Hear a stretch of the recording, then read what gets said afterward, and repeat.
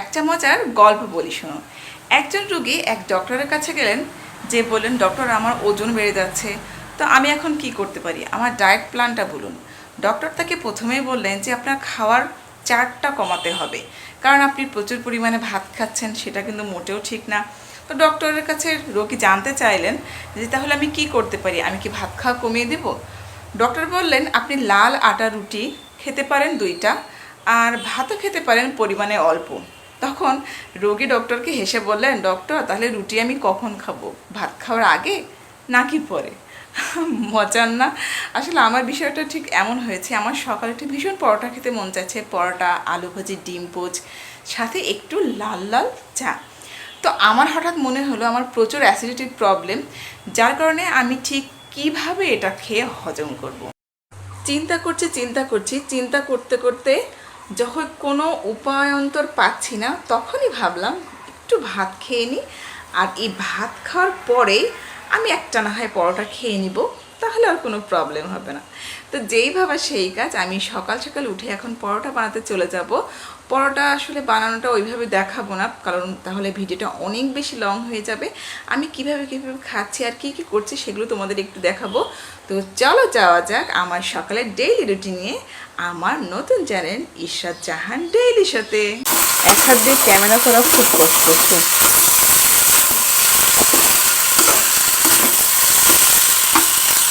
পানি অলরেডি ফুটতে শুরু করেছে, দেখুন পানির কালারটা একটু পরিবর্তন হয়ে গেছে।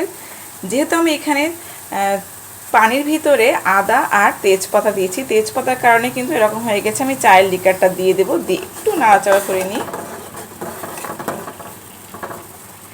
বাসায় কেউই নেই, শাশুড়ি নেই,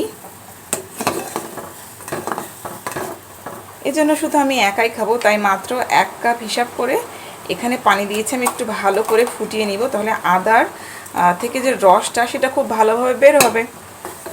আমি কিন্তু বন্ধুরা চায়ের রেসিপি দিচ্ছি না, আমি ঠিক কীভাবে এখন সকালে খাচ্ছি তাই তোমাদেরকে আসলে দেখাচ্ছি। আসলে খাচ্ছি না, পান করছি।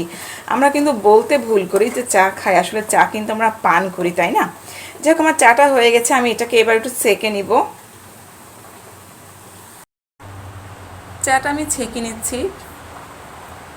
চায়ের ভিতরে কিন্তু আমি চিনি অলমোস্ট দিয়েই দিয়েছিলাম বন্ধুরা, যার জন্য এক্সট্রা চিনি দেওয়ার কোনো প্রয়োজন নেই।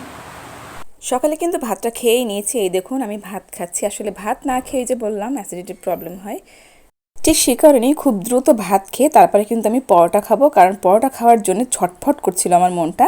আর এই যে দেখুন আমি খুব সুন্দর করে সাজিয়ে নিয়েছি একটা প্লেটে, একটা 3 কোনা পরোটা নিয়েছি। এর বেশি আমি খেলে তো আজকে মনে করেন যে আমার কী হবে আমি নিজেও জানি না, যার জন্য মাত্র 1 পিস পরোটা নিয়েছি, ডিম পোচ, আলু ভাজি আর চা। ডিম পোচের ভিতরে আমি 2টা কাঁচা ছাল চিড়ে দিয়েছি, এটা কিন্তু আমার ভীষণ ভালো লাগে। আমি ডিম পোচটা ভাত দিয়ে খেতে পারি না, আমি পরোটা দিয়ে বেশিরভাগ খাই। তো দেখুন আমার খেতে ভীষণ ভালো লাগছিল, আমি তো অনেক মজা করে খাচ্ছিলাম, কারণ এই পরোটা আমি অনেক দিন পর পর খাই। এই যে অ্যাসিডিটির প্রবলেম, এই প্রবলেমটা কার কার আছে অবশ্যই জানাবেন, কারণ এর থেকে মানে কি বলবো, জঘন্য রোগ মনে হয় আর কিছু নেই আমার কাছে মনে হয়। এত বিরক্তিকর একটা বিষয়। আর কাঁচামরিচটা আমি একটু মানে কামড় দিয়ে খাচ্ছিলাম, ভীষণ ভালো লাগছিল কিন্তু। আর এই ভিডিও ফুটেজটুকু নিতে আমার যে কত কষ্ট হয়েছে জানেন না, আসলে ভিডিও করা কিন্তু বেশ টাফ, কারণ কাজের যে হেল্পিং হ্যান্ড আছে আমাদের, উনি বারবার আমার পিছন দিকে আসছিলেন ঘর মোছার জন্য। আর এই যে খাওয়ার ফাঁকে একটু চা খেয়ে নিলাম, কারণ খাওয়া শেষ হয়ে গেলে সবাই চাটা খায় বা পান করে, যাই হোক, কিন্তু আমার খাওয়ার মাঝে খেতে ভীষণ ভালো লাগছে, তো আমি টুক করে কয়েক চুমুক দিয়ে নিলাম। সকালের নাস্তা শেষ, দুপুরের রান্না এবার চলে যাব। বৃষ্টি পড়ছিল ভীষণ, কিন্তু এখন হঠাৎ করে আবার চারিদিকে মানে কি বলবো ফকফকা হয়ে গেছে, এখন রোদ বের হয়েছে। তো আজকে দুপুরে আমি রান্না করবো আমড়া দিয়ে, ডিম দিয়ে, দুধ দিয়ে, তার সাথে থাকছে পটল আর রুই মাছ। তো চলো আমার এই পার্টটাও তোমাদের সাথে শেয়ার করি, তবে রেসিপি দেখাবো না, জাস্ট আমি কি কি করছি, কিভাবে করছি সামান্য সেইটুকু তোমাদের সাথে শেয়ার করব। এই যে বন্ধুরা আমার পটলের রান্না চলছে,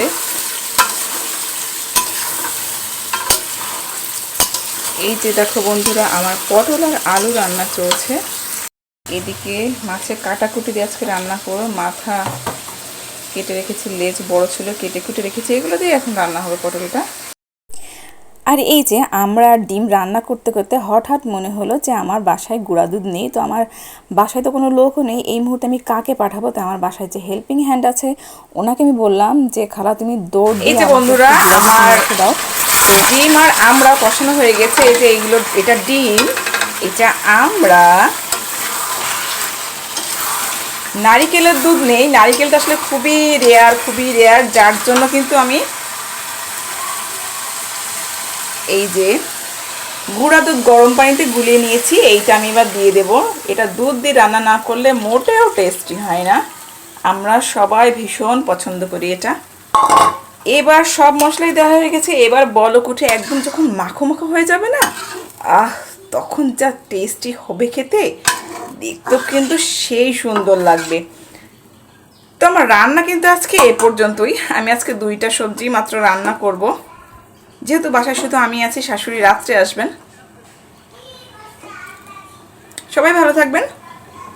ও হ্যাঁ, রান্নার একদম শেষে তোমাদেরকে কিন্তু একটু দেখাবো। এই যে বন্ধুরা আমার পটল আর এই যে মাছের মাথা, লেজ, এগুলো দিয়ে রান্না রেডি।